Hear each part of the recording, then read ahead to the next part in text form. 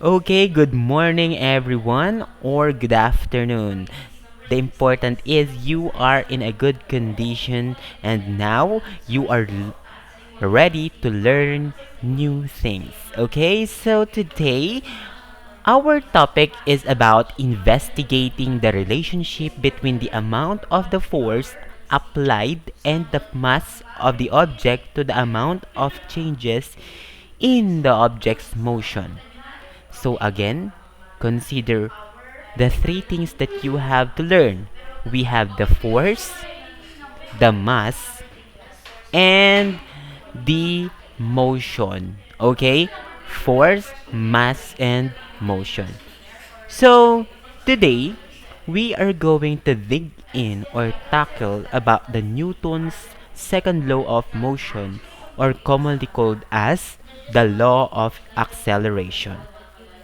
Previously, we have discussed how a body responds to the changes in motion. In this lesson, we will learn about the relationship of force, mass, and acceleration.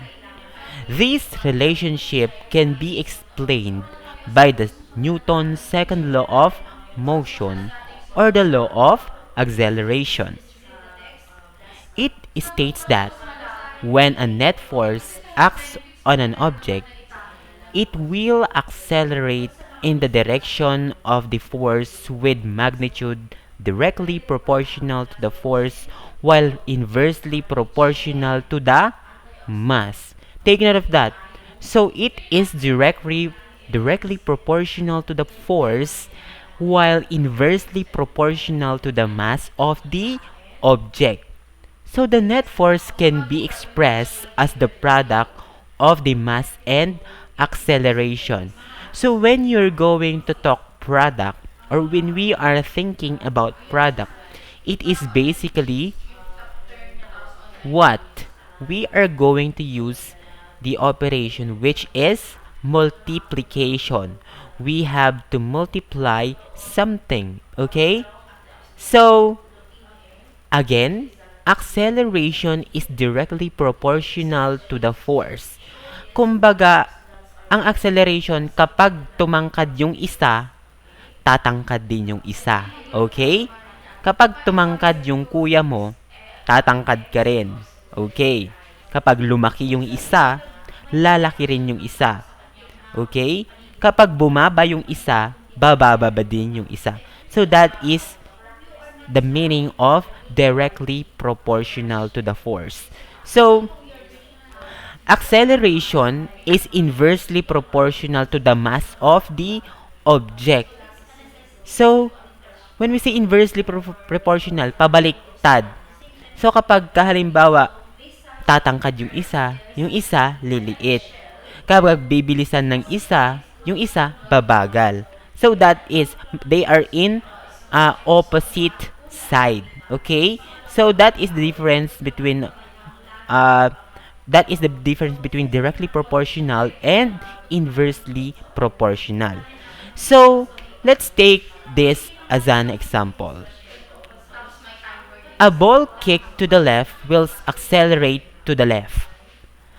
The acceleration depends on the force exerted on the mass of the object. So meaning to say, that is directly proportional. So if you kick the ball to the left, it will go to the left or it will accelerate to the left. Then if you kicked a ball to the right, then it would go to your right. So that is directly proportional. Okay? So that is the acceleration. And take note, it depends on the force exerted on the mass of the ball. The more force you will exert on a specific object or the ball, mas malakas din yung or mas malayo yung pupuntahan niya. So kapag halimbawa full force, okay, mas nilakasan mo yung pag-kick sa ball. And then ano kayang mangyayari? magiging malayo ba yung pupuntahan ng ball or magiging malapit lang din? So, magiging malayo. Kasi the more force you exerted on it, it will accelerate na and it will accelerate going to a farther area. Okay? So, next, another example. Let us consider a girl and a boy kicking the same soccer ball. If the boy exerted twice the force exerted by the girl, the acceleration of the ball he kicked will always twice that of the girl. At constant mass, greater net force corresponds to greater acceleration. So, yan na yung sinasabi ko kanina. Na kapag nilakasan mo yung pag-kick ng isang bagay or yung ball, mas malakas yung acceleration. Ibig sabihin, kapag mas nag-exert ka ng force, yung pinakamalakas na kick, syempre, yung pupuntahan ng ball ay malayo. So that, can you observe? Have you been experienced playing soccer ball or any any sports? Okay, halimbawa sa badminton. Let's say sa badminton, kapag mas malakas yung palo mo dun sa shuttlecock, mas malayo yung pupuntahan ng shuttlecock. Pero kapag medyo mahina yung pagpitik mo sa shuttlecock, mas malapit lang din naman yung pupuntahan ng shuttlecock. So that's it. Take note that the greater net force corresponds to the greater acceleration. So, let's consider this example.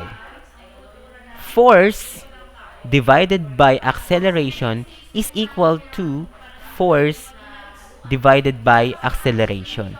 So, let's take the example given. So, F1 is the initial exerted force by the girl, and F2 is the initial exerted force by the boy. Now, their acceleration is given also. So, you are just going to divide that. So, it is, or we're just going to divide that, and we will be tackling that on the next slide. So, let us have another example. If a girl kicked two balls with the masses, or okay, take note, we have a unit which is letter M, and meter per second with the same force. The acceleration of the ball with the mass is squared will be twice the acceleration of the ball with the mass M. At a constant force, lower mass corresponds to greater acceleration. So, how does that happen? Okay? So, take note, class, that we should consider the units. Okay? So, the unit for speed is meter per second square. So, the unit for mass is kilogram. So, how do we solve this? So, let's use the following formula. F1 multiplied to acceleration, which is the F, or the initial mass, and the initial acceleration is equal to the final mass and the final acceleration. So, you are just gonna multiply the quantities, okay? So, consider these two objects, a cabinet and an empty box. Which of these two objects will be easier to move? Syempre, mas mahirap i-move yung heavier object. So, it has a greater mass. Take note, class, that if an object has a greater mass, it is inversely proportional to the acceleration. So, meaning to say, kapag ang bagay ay mas mabigat, mas mahirap siyang i-move at mas mahirap siyang mapunta or ibahin yung movement niya. Okay? So, the empty box is easier to move since it has a lower mass. That's it. So, balik tayo dito. The cabinet has greater mass while the empty box has lower mass. Meaning to say, mas madali mong i-move yung empty box kasi it has a lower mass. So, between the two objects, greater force is required to move the cabinet. So, now let's try to solve some problems applying the concept. A car is exerted a force of 1,000 Newton to move a 1 kilogram box along the frictionless surface. Calculate the acceleration. So take note, class, that we have this unit which is Newton, okay? And Newton is equivalent to kilogram times meter per second square. Again, Newton is equivalent to kilogram times meter per second square. So we have there the given values. 1,000 Newton or kilogram times meter per second square and 100 kilogram as the unit of mass. So take note, class, that the unit of force is Newton and the unit for mass is kilogram. So let's try to solve that. So the summation of force is equal to the mass multiplied to the acceleration. Now, let us regroup or let us deviate or try to see what is asked in the problem. So, calculate the acceleration of the box, sabi niya. So, i-calculate daw natin yung acceleration. So, force now is given and mass is already given. So, wala yung acceleration. So, how do we do that? So, we just have to what? We just have to calculate it using the formula of acceleration. So, acceleration is equal to the summation of the force divided by the mass. So, what is the equivalent of the force? The equivalent of the force is 1,000 Newton. And the equivalent of the mass is 100 kilogram. So, upon substituting those quantities, we can get A is equal to 1,000 Newton or kilogram times meter per second divided by 100 kilogram. So, we can get the acceleration which is 10 meter per second square. So, sir, bakit may kilogram doon? Saan nakuha yung meter per second? Ang sabi ko kanina, Newton is equivalent to 1 kilogram times meter per second. So, ngayon, paano naalis yung kilogram? Kasi, mayroong kilogram sa taas at mayroong kilogram sa baba. You just have to cancel that. Then, ang matitira is meter per second square. I hope naintindihan ninyo yan. So, take note, class, that the equivalent of Newton is kilogram times meter per second square. So, let's continue. Let's try to solve this problem. A girl kicked a soccer ball with a mass of 2.5 kilogram, causing it to accelerate at 1.2 meter per second square. So what would be the acceleration of the beach ball with a mass of 0.8 kilogram when the same force acts on it. So, upon looking on the problem itself, let's try to solve. But the question is, what would be the acceleration of the ball with a mass of 0.85 kilogram when the same force acts on it? So, the givens are, we have mass, which is 2.5 kilogram. We have also the acceleration, which is 1.2 meter per second. Then we have also the second initial uh, we have also the given initial mass, which is 0.85 kilogram. So let's try to see this.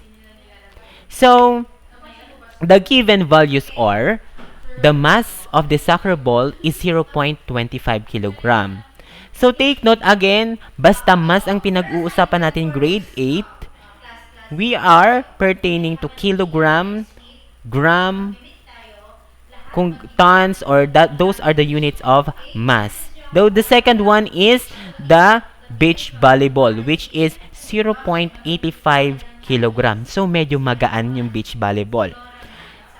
Now we have the acceleration, which is 1.2 meter per second. Now, the question is, what would be the acceleration of the beach ball with the mass of 0.85 kilogram when the same force acts on it? So, let's calculate, okay? So, initial mass is equivalent to what? 2.5 kilogram. Then, we can get the acceleration, or the initial acceleration is 1.2 meter per second square. So the final mass is equal to 0.85 kilogram. But something is missing. So we have to calculate the acceleration, or the final acceleration of the beach ball. Okay? So the A2, or the final acceleration, is missing. So how do we get the A2? So we just have to divide it, okay?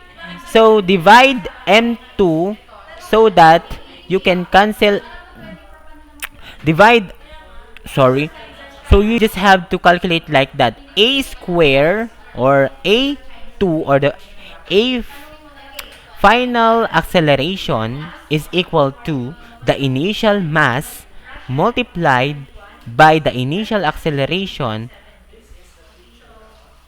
divided by the final mass. Okay? So let's plot the given quantities. So we have acceleration of the beach ball, or yun yung question natin, is equal to 2.5 kilogram multiplied to 1.2 meter per second square divided by 0.85 kilogram. So we can get 3.53 meter per second square. So take note, class, that if we are looking for the acceleration, the unit must be in a meter per second square. If we are looking for mass, then the unit would be kilograms. Okay? So that's the difference of it. So how did we get 3.553 meter per second square? So we just have to cancel out kilogram in order to get the meter per second, which is the remaining unit. So I hope naintindihan nyo siya. So in order for you to see, or in order for you to derive formula kung ano man yung nawawala, is you just have to look for the missing quantities, then divide it to